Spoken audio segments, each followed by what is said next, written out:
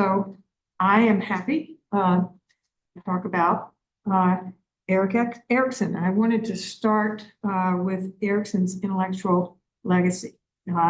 He brought into psychoanalysis the interdisciplinary study of human development, integrating psychoanalysis, sociology, anthropology, philosophy, history, and other disciplines. Psychoanalysis had been concerned with development in the early years, but Erikson noticed we're developing throughout our entire lives. So he developed a theory of development across the life cycle. His early work was centered around play therapy. He wrote about moral development, psychohistory, adolescent identity formation. The term identity crisis is introduced by Erikson. He used the term pseudospeciation, which I think is unfortunate. In today's words, that would be othering. How do we other people? And that's really in the conversation today. And we can trace back that concept to Erikson, although he wrote about it as pseudospeciation, and he talked about wisdom in old age. But basically, almost everything Erikson proposed or explored eventually became an entire field of study unto itself. He planted seeds that have flourished in different fields. He was mapping the territory and identifying ways psychoanalysis and the understanding of human psychology were about both the individual and society. Well, the ideas of Erikson were probably, for some, controversial at the time, moving from the intrapsychic to the social.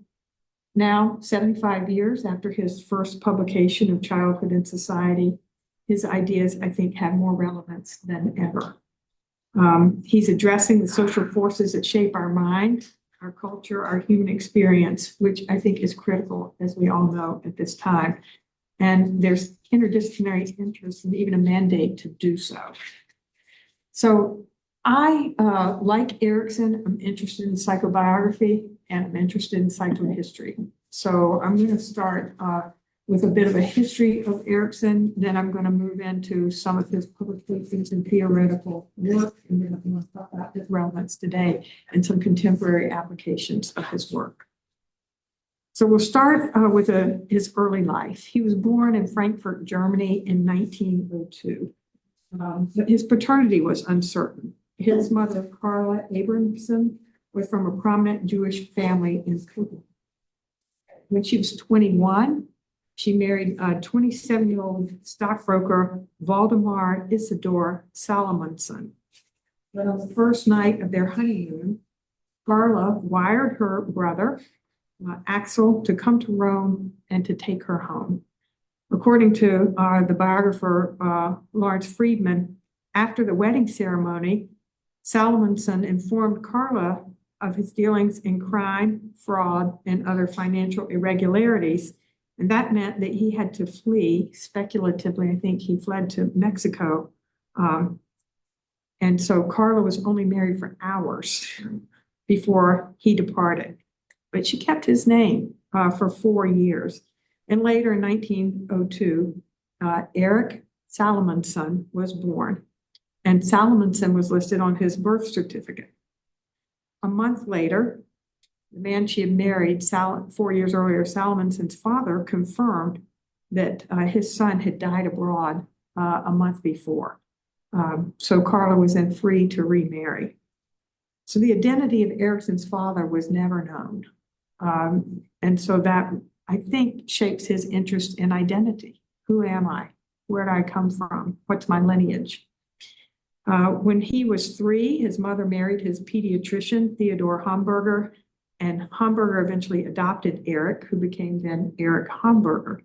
And they didn't tell him he was adopted, but he knew something was up. He did not look Jewish in many ways.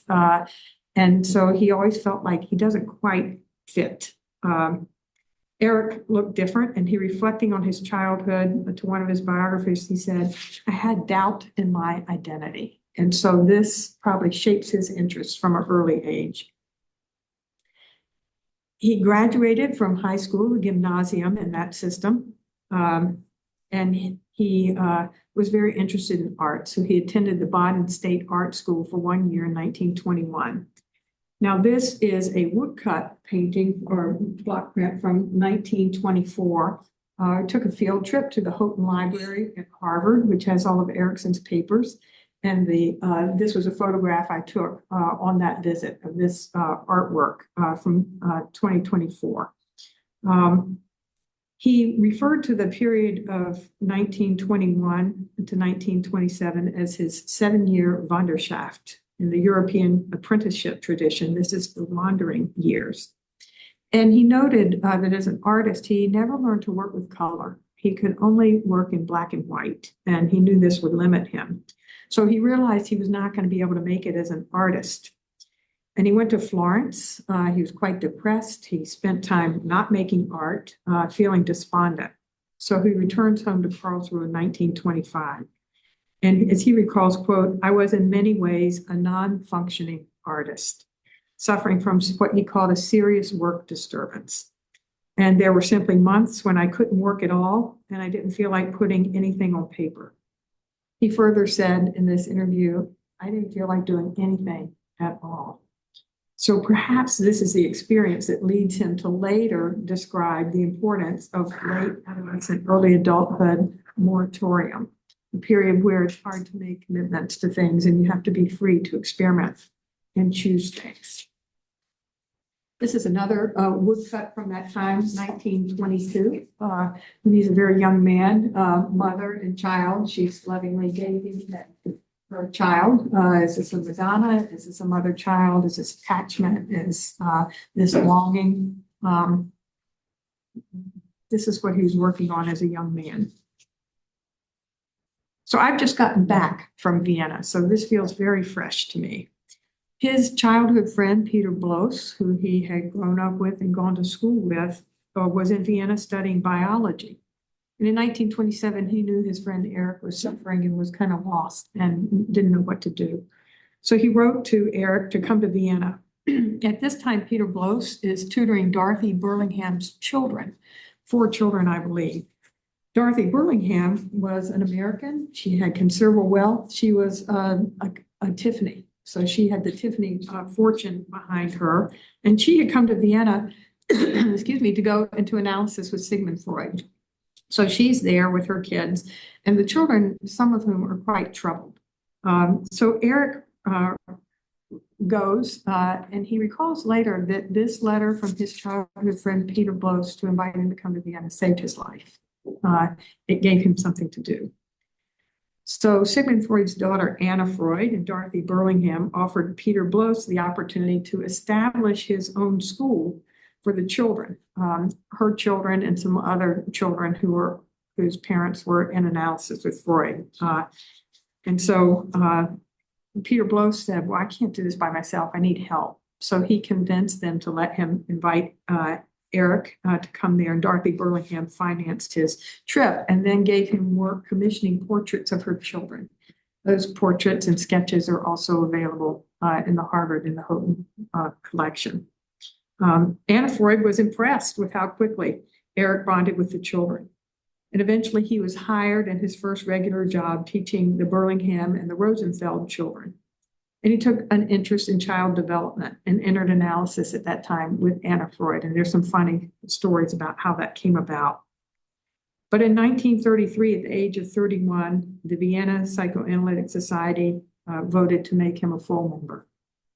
And he was proud to complete his Montessori training and receive a diploma in 1932 while working at the Hietzing School. This was the only formal degree he ever completed after his gymnasium high school education. He did attend the University of Vienna. While there, he completed 47 credits there. But Anna Freud discouraged him from this education because there were rising tensions in Vienna between psychoanalysis and academia. So she didn't really approve of this. In the fall of 31, he transferred to the medical school in Vienna, was taking courses in dissection and human anatomy and chemistry, but he didn't have much ambition to become a physician. And his identity was clearly aligned with the visual arts. He felt himself to be more passionate about arts. Erikson and Anna Freud, I think, had an ambivalent relationship with one another. She became ambivalent about his life's work when he started publishing. When he published Childhood and Society, Daniel Burston, another biography, quotes that Anna Freud said, quote, "She didn't understand a word of it." And when in 1954 he published his paper on the dream specimen, she saw this as a betrayal of her father and Freudian psychoanalysis. Erikson met and married his wife Joan during this time. And, Anna Freud was about 6 years older than Erikson, and Joan was in that age range. And I think and the biographers allude to some competition for Erikson's mind and soul between Anna Freud and Joan, but that may be biographer speculation, as can happen in psychohistory and psychobiography. But one of the ways they differed is Anna Freud believed a child's play should always be interpreted, while Joan Erikson really disagreed. She said an analyst cannot meaningfully interpret a patient's artwork. And that has a legacy here at Riggs for us. So who's Joan Erikson? She was from Canada. She was a daughter of an Episcopal priest and a mother. She had a mother from a wealthy American family. She also changed her name several times, 3 times, in fact, before she met Erikson. She was born Sarah Lucretia Serson, changed her name 3 times. She graduated from Barnard with a BA in education. She earned an MA at the University of Pennsylvania in sociology, and she was pursuing a doctoral degree in writing her dissertation at Columbia. And she went to Europe to conduct this research on dance. So she was highly educated. She came from privilege, was highly educated. She came to Vienna in 29, and within a year was married to Erikson. So here is an early picture of Joan Serson Erikson and Erik Erikson with Kai, their firstborn child. She was very supportive of Erikson's work, and they went on to have 4 children. Kai, their firstborn, was born in 1930. Kai had been instrumental in the founding of the Erikson Institute and was on our Erikson Council of Scholars and has been a supporter of the work we're doing here.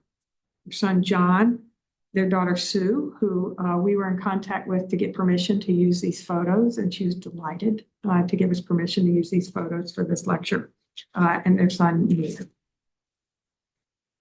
But Erikson sees the trouble on the horizon with the rise of Nazism, and he leaves the country early. Unlike the Freuds, who don't get out until June of 1938, June or July of 1938, he leaves early. He leaves and comes to the United States in 1933. And this is what he says in his biography, that he'll never forget the moment when the ship first sighted the coldly competitive skyline of New York. The sight more or less puts you in a state of psychic survivorship, both in the sense of having to accept without looking back too much, and the sense of having to survive as a family here too. So he had 2 children by the time he came to the United States, no college degree, and he was coming, I think, fully supported and on the coattails of having been in Vienna with the Freuds. He reinvented himself over and over again. Where Freud was somewhat of a pessimist about humans, Erikson was ever the optimist once he came to the United States. He believed that people grow and develop throughout the lifespan and can work things out with time and help and in a supportive sociocultural environment. He signed on to the traditional frameworks of that period in America, beginning to enter into mid-century America, frameworks for gender roles, autonomy and independence as a positive goal, having a career, the nuclear family that was to be so important in the 50s. And by the 60s and 70s, he could see the fabric of this idealized United States was being challenged by the culture, by young people, being challenged by the Vietnam War, civil rights, Watergate scandal, sexual revolution, feminism. And in the 60s, he was teaching at Harvard with young people who revered him. He was sort of grandfatherly in age at that time. And he was a supportive teacher who understood and respected late adolescent turmoil So you talk to people who worked with him and were teaching assistants. One of them was Dorothy Zenberg, who was on the Council of Scholars. Carol Gilligan was a teaching assistant. I think Virginia Demos, who was here. He was very charismatic. They looked up to him, and I think he shaped their careers in various ways. So again, in the early years, he's constantly moving around. He has a hard time his whole life settling in any one place for too long. He arrived in New York City in 1933, and he went to Boston by 1934. He had the support of Sigmund and Anna Freud and his Vienna training as his credential. He entered the doctoral program in psychology at Harvard, but he dropped out because behaviorism was really on the rise, and that was just not where his interest was. And he worked in Henry Murray. Henry Murray is the inventor of the TAT that we continue to use here in our psych testing seminar. So he began practicing as a child and eventually an adult psychoanalyst. And he conducted ethnographic research in South Dakota with the Sioux tribe. He moved to New Haven in 1936 and worked in Arnold Gazelle's Child Development Clinic at Yale, which is now the Yale Child Study Center. But according to, I think, Burston and Friedman's biography, Arnold Gazelle was very alarmed by Erikson's interest in children's sexual behavior, and was also, according to Burston, anti-immigrant and anti-Semitic. And after 18 months, he barred Erikson access to the clinic's research facilities. So Erikson had to transfer to the Institute of Human Relations and work with John Dollard, who was the director. And it was there that he met and studied with anthropologists, the giant anthropologists of that day, Edward Sapir, Margaret Mead, and Ruth Benedict, and with the pediatrician Benjamin Spock. But he was not there for long either. He moved to California in 1939, and it was at that point that he changed his name to Erik Erikson on his paper. So he'd been in this country about 6 years before he changes his name to Erik Erikson. He then did ethnographic research with the Yurok tribe, which is an indigenous tribe, very different from the Sioux tribe in California. And he worked on a longitudinal study of healthy children, conducting child analysis and teaching a seminar at the San Francisco Psychoanalytic Institute on child analysis. And he's eventually appointed a training analyst in San Francisco in 1942. So about 11 years after he finishes his, or is a member of the Vienna Psychoanalytic Society, he's a training analyst in 1942, so at the age of 40. He publishes his first book in 1950, Child and Society, which is a landmark book. But there was all sorts of concern in the 50s with communism and the Committee on Un-American Activities and McCarthyism, and the state of California asked people to sign a loyalty oath saying they are not a communist, they haven't been a communist, and they'll tell on people they know are communist. And there's some controversy about his signing that or signing an amended version of it. But in the midst of that, he decides to leave Berkeley, and Robert Knight, who's been the medical director at Riggs since 1947, invites him in 1950 to come to Riggs. So he arrives in Riggs in 1951. So this picture on the far left is Margaret Brenman Gibson.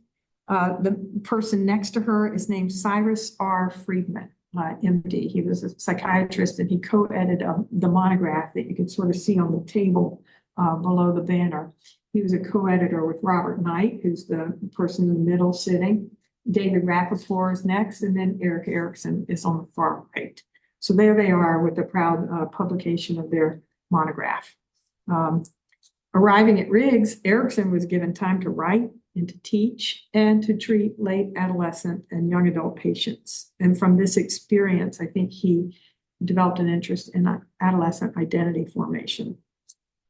He wrote his book, and I'll say more about this later. He wrote his book, Young Man Luther, which was published in the late 1950s, based on treating a patient at Riggs, a young seminarian who was obsessional, and was his model for thinking about identity conflict and the role of the father-son relationship in shaping rebellion, conflict, and vocational choice. He treated the seminarian for 1 year as an inpatient at Riggs and then 2 years as an outpatient. He became very close to Robert Knight and to Margaret Brennan Gibson, and especially collaborated with David Rappaport, which really surprises me. From what I hear, they couldn't be two more different men in temperament. But in the Houghton Library, there's a series of letters that I took photographs of warm letters between Erikson and Margaret Brennan and David Rappaport, and they're intimate letters, and they're warm letters. And you can see how close these three in particular were, supporting each other's work. Both are emigre analysts, but David Rappaport, I think, is the smartest of the smart, a kind of ruthless person in the classroom, a bit sadistic by reputation as a teacher, obsessed with chapter 7 of the interpretation of dreams and expecting his students to know that by chapter and verse. Erikson, meanwhile, sort of draws fellows to him as sort of a charismatic figure who is a little more kind and softer around the edges than Rappaport. But these two men became great collaborators, and their collections in the Houghton Library of Rappaport giving him comments on young man Luther and telling him how to sharpen it, and I don't understand this, and Erikson sort of working back and forth with him on that.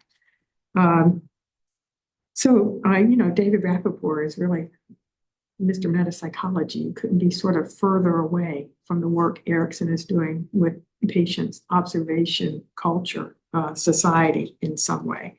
But perhaps because they were so different, they weren't competitors in the same way.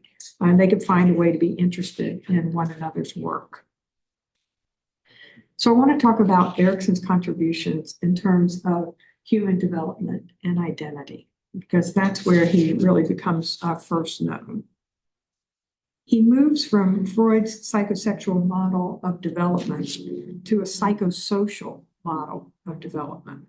And this doesn't sound very radical to our ears now, but it actually is a big move within psychoanalysis, controversial. The psychosocial means that context is central to human development and psychology, the historical, cultural, biological, ethnic context of a person. He's trying to bring together social time in context and psychic time in context. And as I said before, Anna Freud claimed she didn't understand a word of Erikson's first book. And I imagine this must have been a blow to him coming from his analyst, his former analyst. Her indignation was further provoked when he published his paper on the dream specimen of psychoanalysis in the Journal of the American Psychoanalytic Association in 1954. His felt transgression in that paper was daring to analyze Freud in public. And he used this paper to further support his own epigenetic theory put forth in Childhood and Society. And additionally, he drew attention to the sexual and homosexual symbolism in Freud's paper. The Dream of Irma's Injection, is the dream specimen that Erikson's writing about. The psychoanalytic community was divided around Erikson's psychosocial turn. Heinz Hartmann and David Rappaport, sort of staunch ego psychologists, endorsed the dream specimen paper, while Kurt Eisler and Robert Velder declared Erikson was merely, quote, a psychotherapist, which was a dismissive and contemptuous assessment within psychoanalytic circles that has remained up until recently. This distinction between a psychoanalyst and a psychotherapist has a sort of devaluation of the psychotherapy enterprise. Anna Freud objected to Erikson's revision of basic psychoanalytic theory. Well, Erikson, though, consistently avoided acknowledging directly that he had a revisionist agenda. I reviewed a book a number of years ago about Harry Stack Sullivan, and it was a long book, and there was a chapter about the Neo-Freudians, Fromm, Karen Horney, Claire Thompson, and people at the time tried to lump Erikson in with the Neo-Freudians, and he didn't want anything to do with it. So he was very much on his own. He did not join that camp, although people tried to classify him that way. He wanted to remain in the fold and in that Freudian tradition, but he really was departing from it. But he didn't join the so-called Neo-Freudians. And taking up the theory and clinical understanding of identity. His biographer Berkson summarizes that Erikson was trying to join a new culture of mid-century America. He was really interested in what he was seeing in terms of American development. So he says very early on in the first chapter of Childhood and Society, the first pages really, in recent years, we've come to the conclusion that neurosis is psycho and somatic and social and interpersonal. This is, I think, the first way of describing what we now take for granted as a biopsychosocial view of human existence and human development.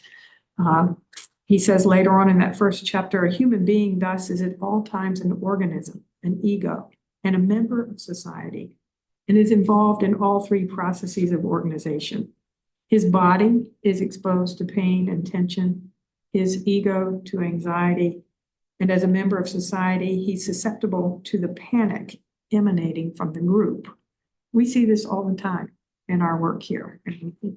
It's the body, the ego, anxiety, and what it means to be a citizen and a member of society.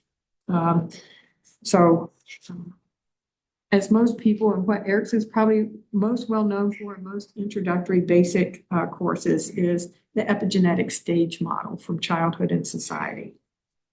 Epigenetic means one item or one stage develops successively on top of another, a kind of progression. Joan and Erik worked on this model together. There's some evidence that it was primarily her idea. And there's an interview with Nancy Goldberger in that book where she speaks to that in the 1980s. The conversations they had about, she was insisting that he needed to acknowledge her as collaborating on this and these ideas, and that was hard for him in some ways, but he did acknowledge in other places in his writing that they had worked on this together. The weaving, she did this replica of the weaving that Joan did in our exhibit at the Corner House. That's beautiful. And it's a way of depicting this stage model. The virtues that you see, positive resolution of virtue, weren't added until 1964. They weren't in the original Childhood and Society model. They show up in insight and responsibility, where he lists hope, will, purpose, competence, fidelity, love, care, and wisdom as the strengths that emerge from these psychosocial crises or moments. But I think we all know at this point in history, the stage model doesn't really work. You have to take it as a schematic, but not literally. The stages aren't linear. And in some sense, we're working on all of it all the time.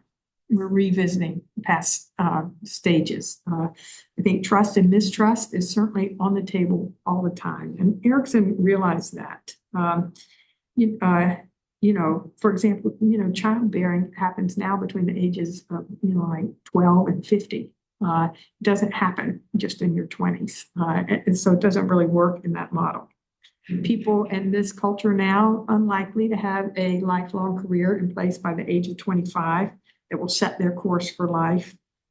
Many people change careers in midlife. They take up a new identity, maybe in retirement. They shift to another passion.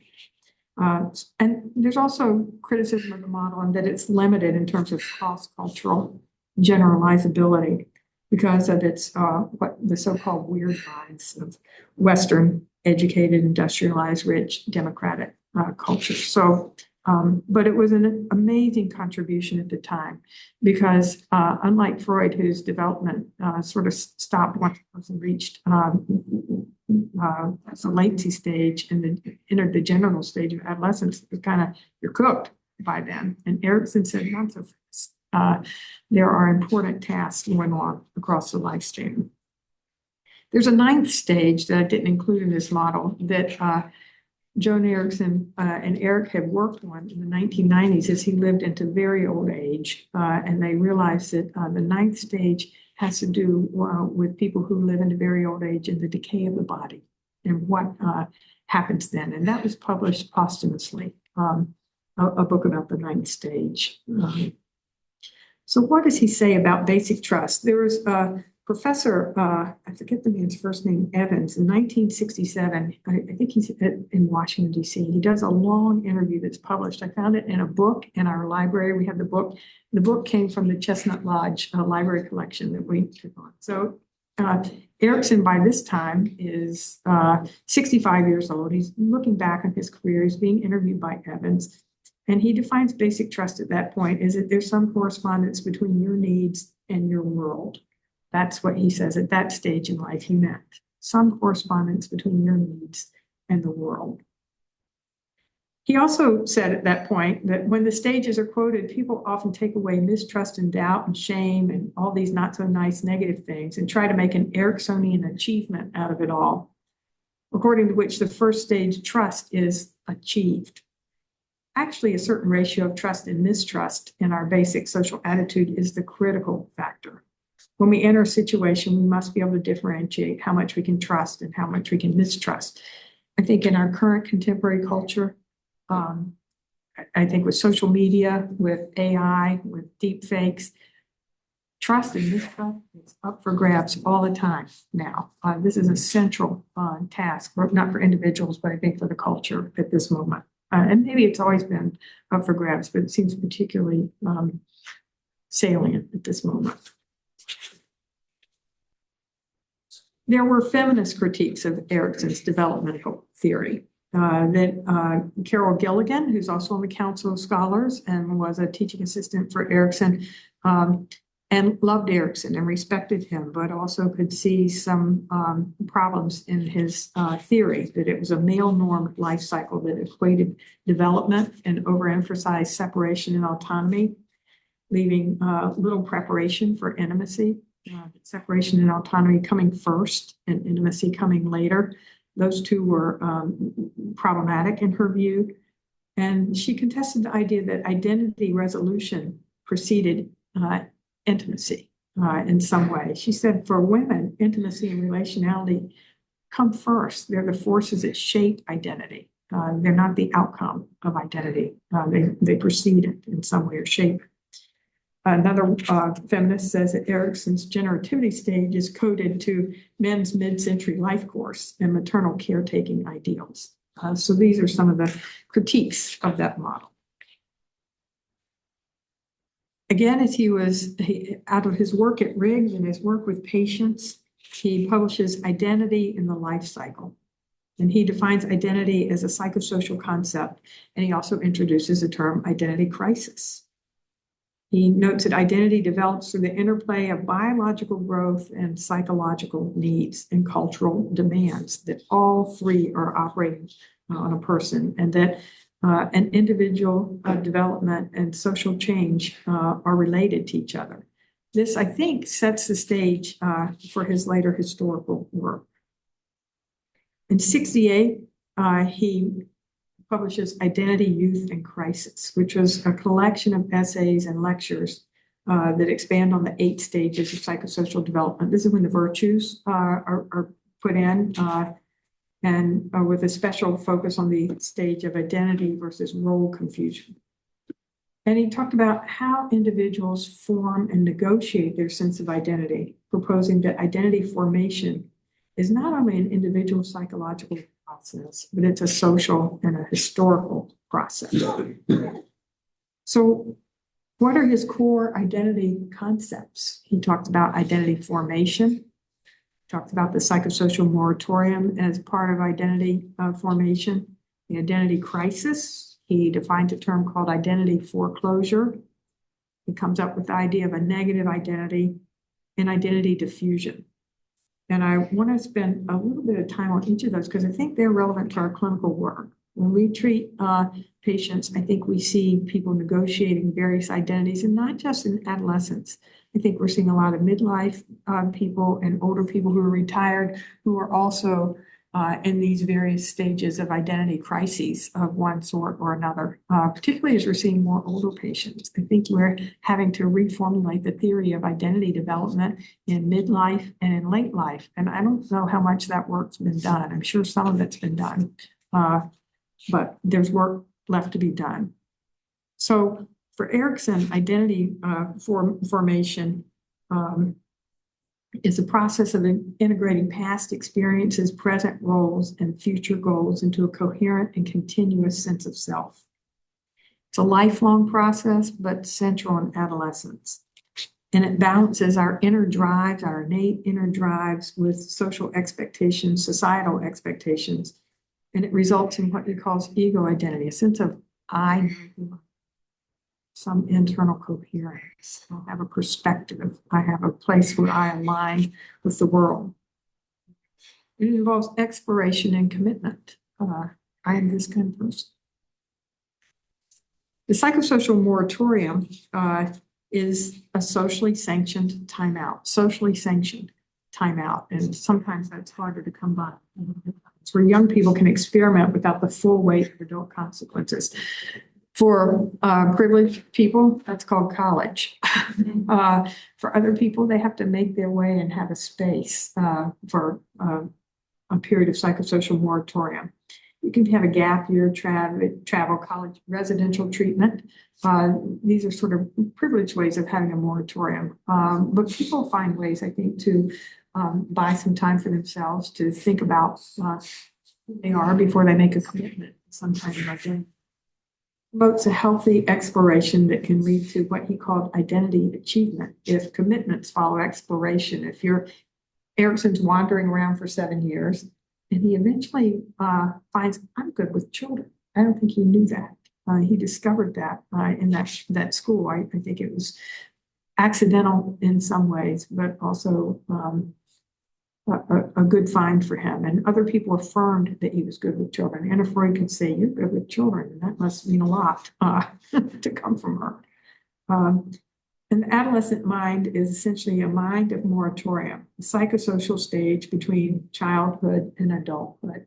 People need that space of time to figure out how they're going to identify with their parents and how they're not going to identify with their parents, how they're going to take up a role in this moment and this time, which is not their parents' adolescence or their parents' time, right? It's their own time. And then there's the identity crisis. This, he says, and I always thought of an identity crisis as a problem. He says it's normative, it's expectable. It's part of the process of developmental conflict in adolescence. It involves exploration, doubt, redefinition of the self in terms of society, and that it is triggered by biological changes in the body, sexual development, psychological and social change. And the resolution of an identity crisis leads to, again, what he says is identity achievement. But failure leads to a kind of prolonged identity confusion.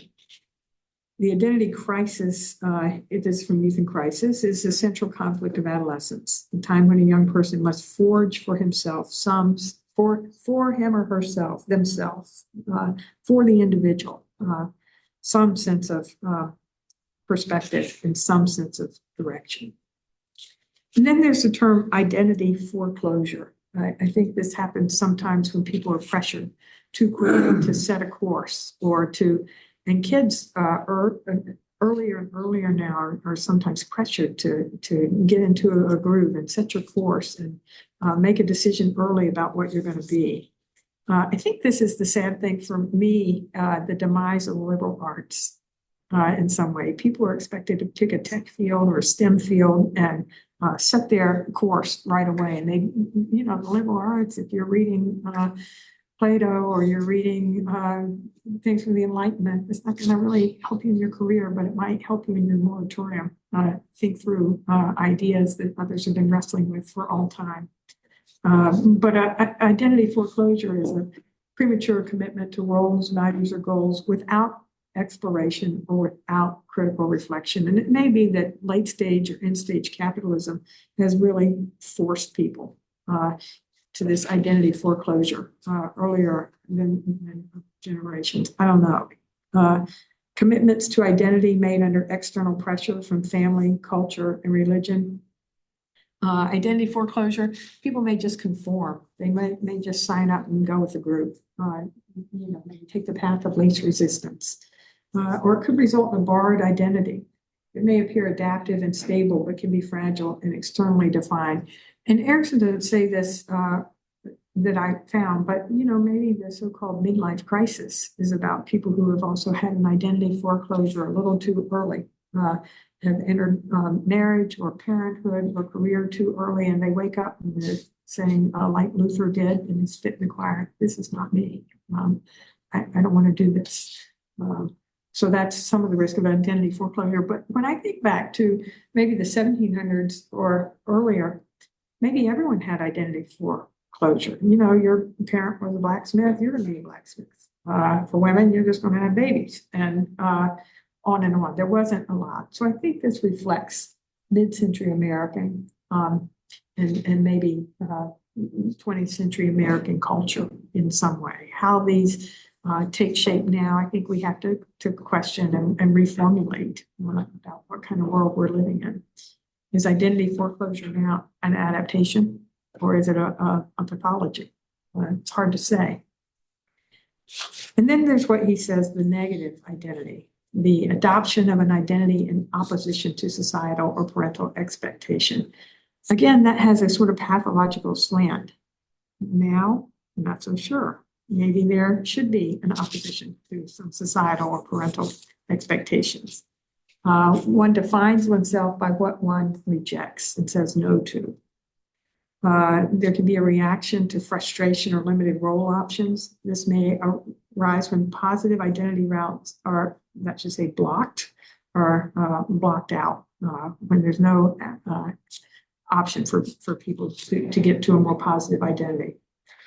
Erikson says it produces a rebellious or oppositional identity where a sense of self is formed through negation rather than construction. And again, in this interview in 1967, Erikson, as he sort of looks back on these concepts, says negative identity is composed of what the child has been shamed for, punished for, and what he feels guilty about, his failures, incompetency, and goodness. Identity means an integration of all previous identifications and self-images, including. And then there's identity diffusion, which I think remains very relevant.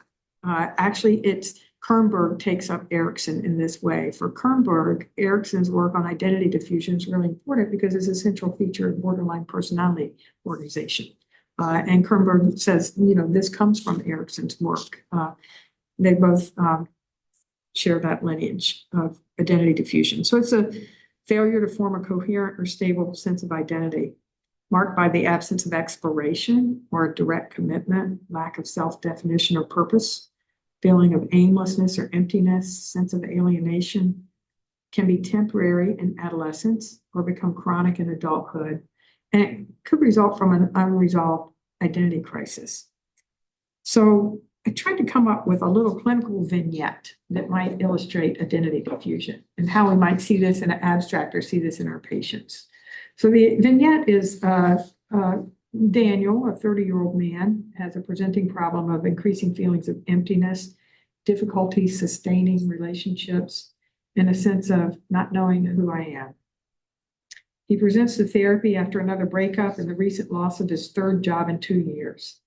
He describes himself as a chameleon, often adapting his behavior and opinions to fit those around him. When asked about his goals or preferences or values, Daniel struggles to answer.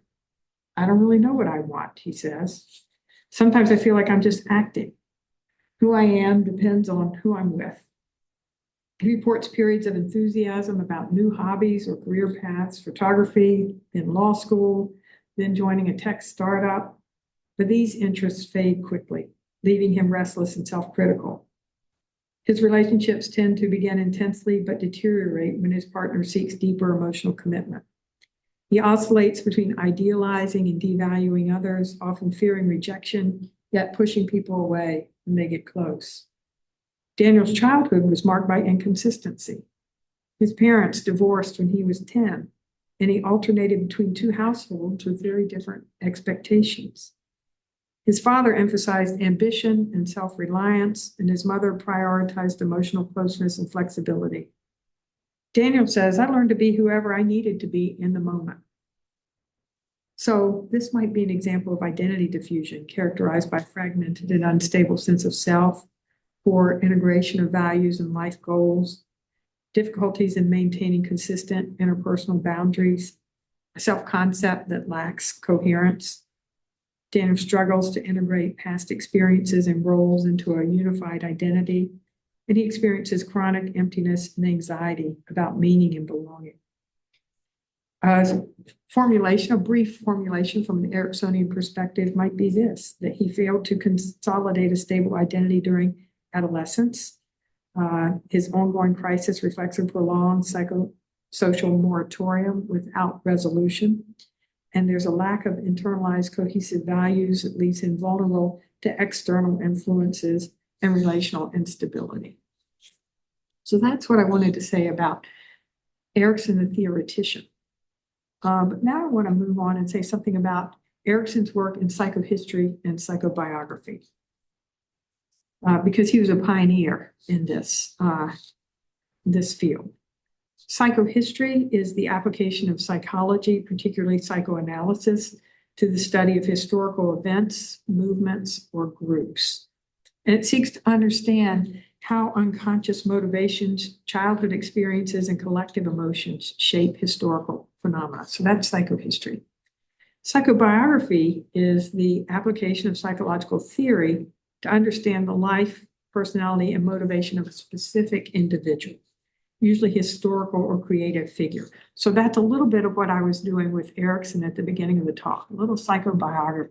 Is his interest in identity coming from his early childhood experience? Is his theory of psychological moratorium something he lived through in those 7 years he was wandering around and kind of despondent? So Erikson is credited as being the founder of both psychohistory and psychobiography. He applied psychoanalytic concepts to historical figures and events, believing that understanding unconscious motivations could reveal the deeper psychological forces that shape history. I have questions about this. I think Freud was doing a little psychobiography with Schreber, in some way reconstructing that, or his Leonardo paper, but Erikson very intentionally said what he was doing and called this a field, a whole new field of study. In Young Man Luther, published in 1958, he explored how Luther's inner conflicts mirrored broader religious and social transformations in Europe.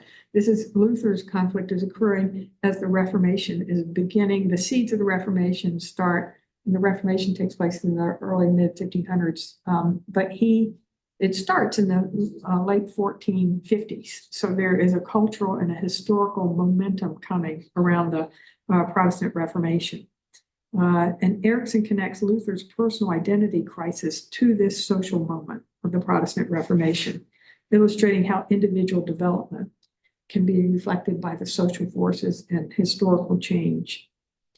Erikson's psychosocial theory, especially stages of the development and concept of identity formation, becomes central to psychohistorical analysis. How did these people become who they are? In what context were they living that shaped their identity? He argued that the crises individuals face at different life stages occur at collective cultural levels.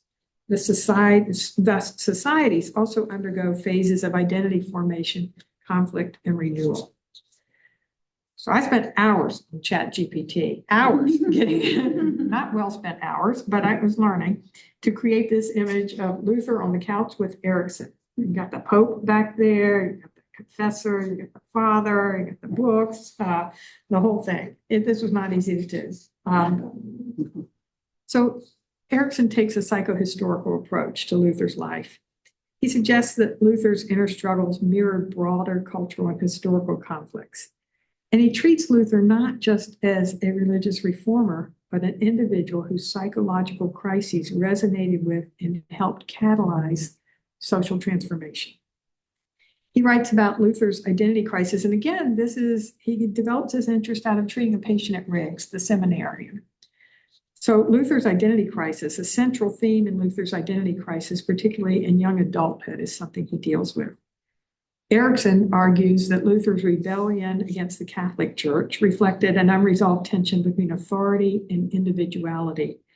rooted in his relationship with his strict father and later church hierarchy.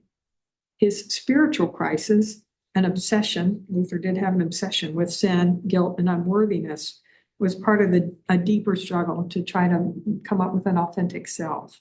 And maybe the guilt was about the conflict with the father in some way. And Luther loved the church. I don't think he meant to start a reformation. He wanted to change the church, not start a new church. There's paternal authority and rebellion that Erikson focuses on, highlighting the role of father figures in Luther's psyche. Luther's demanding father. Luther's father really wanted him to be a lawyer, and Luther tried to go be a lawyer, but he had this little near lightning strike missed by a pond. That's the sort of legend where his life is transformed, and he says, I didn't get hit by that bolt of lightning that was over there. I think I'm going to give my life to God. That kind of big moment for him. So he had to rebel against his father in order to pursue a different identity for himself. Luther's theology of justification by faith and personal salvation was detached from institutional authority. For the Roman Catholic Church, that came from the church and from the clerics. And Luther bypasses that and says, no, it's a little more personal. It's not mediated by institutional authority in this way. And the link between personal and historical change. Erikson's broader claim is great historical change often arises from the intersection of individual psychological crises and collective needs. Luther's turmoil became symbolic and a practical channel for a society that was grappling with questions of authority, freedom, and identity. So that gets it started. But he's not done with psychohistory and psychobiography. He publishes Gandhi's Truth in 1969, and this book wins the Pulitzer Prize in 1970. It was written after Erikson had been teaching at Harvard for 8 years. The Vietnam War was underway. The nuclear arms race had been going on for quite some time. And Erikson, in the midst of growing campus unrest, sought to understand Gandhi's moral commitment to peaceful modes of protest. In this book, Erikson examined Gandhi's leadership and moral development. And he linked Gandhi's personal struggles with identity and power to India's collective movement for independence from Great Britain. So he used the concept of identity versus role confusion as a tool for historical analysis. How can India and the citizens of India reclaim their independence from colonization in a peaceful way and forge an identity that is consistent with their cultural ideals? Later in 1975, he publishes Life History in the Historical Moment, which is a collection of long-form essays in which he develops his psychohistorical method, linking individual life histories to their broader historical moments. He's a sort of a collection of earlier works, very mixed reviews of this book and of his later work. It doesn't get quite the warm reception as his other work. It's kind of rehashing old material and trying to repackage it in some way, and it doesn't fly so much. But it was his attempt to integrate his previous work and to keep working on the same thing and developing it. So there are strengths in Erikson's psychohistory method. His studies are seen as models for connecting an individual's inner conflicts to wider social transformation. I think his ideas about identity gave historians and social scientists the language for describing social upheaval, nation building, social movements.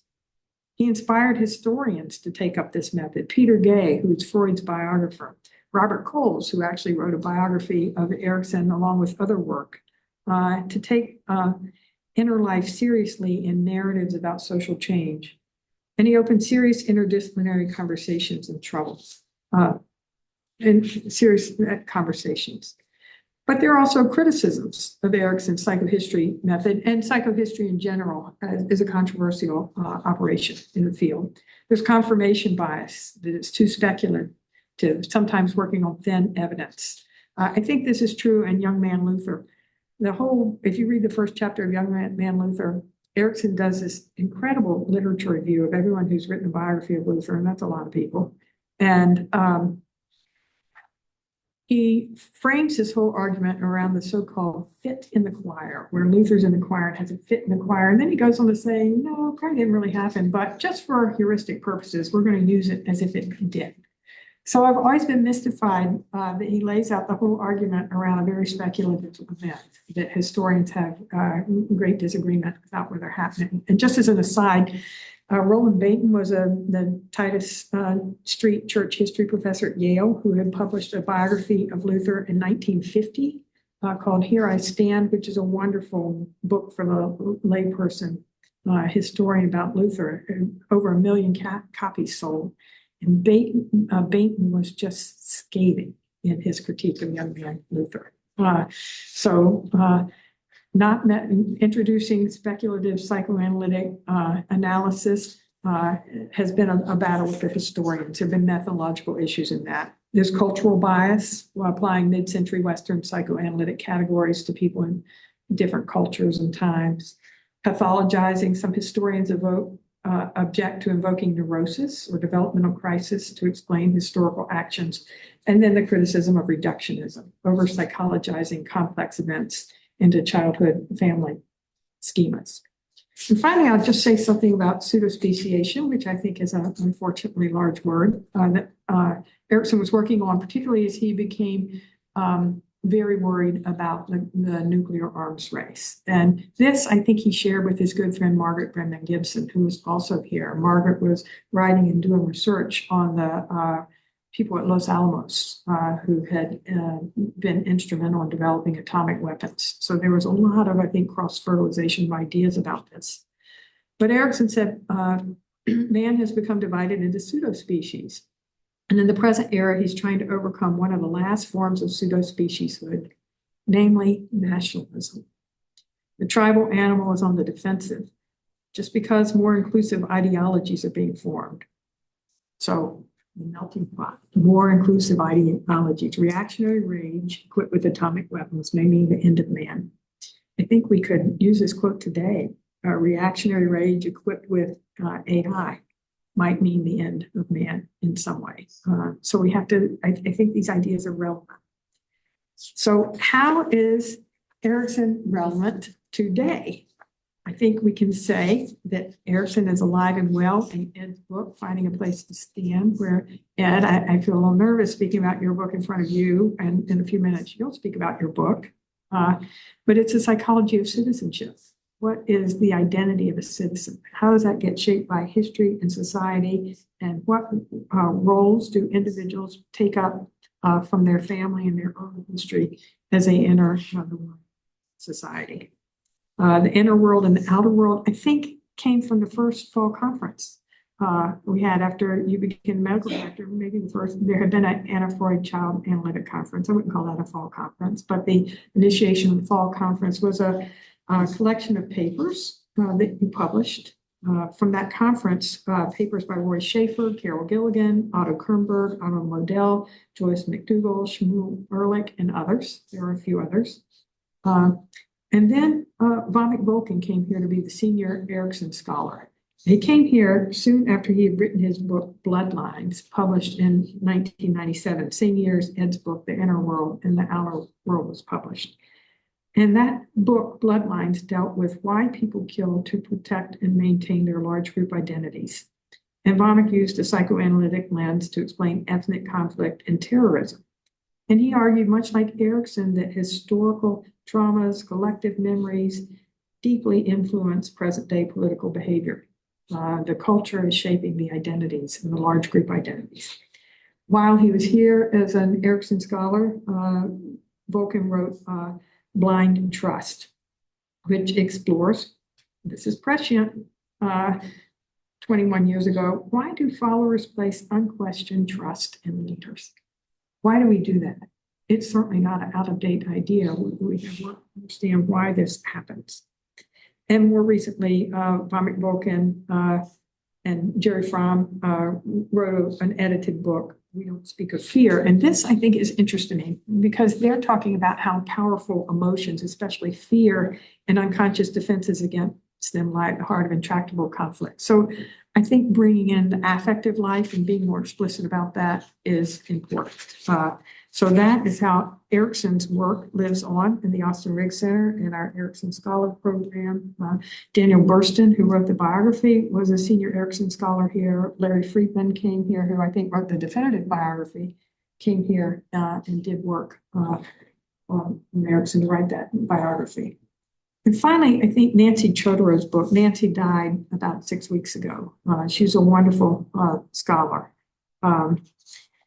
And she wrote this book, one of her last books, in 2019. She described, the book is The Psychoanalytic Ear and the Sociological Eye. And Nancy talks about Erikson and Lowald as forming the American independent tradition. She sees them as central. So the British have, and the British have an independent tradition. She sees this as the independent school of America.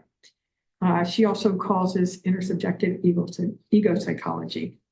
She traces this chiefly to Hans Lowald from Western New England, psychoanalytic, for his theory and clinical attitude, but also to Erikson for his interest on development and culture. It's independent, an independent American tradition in the sense of synthesizing the two big United States psychoanalytic lineages.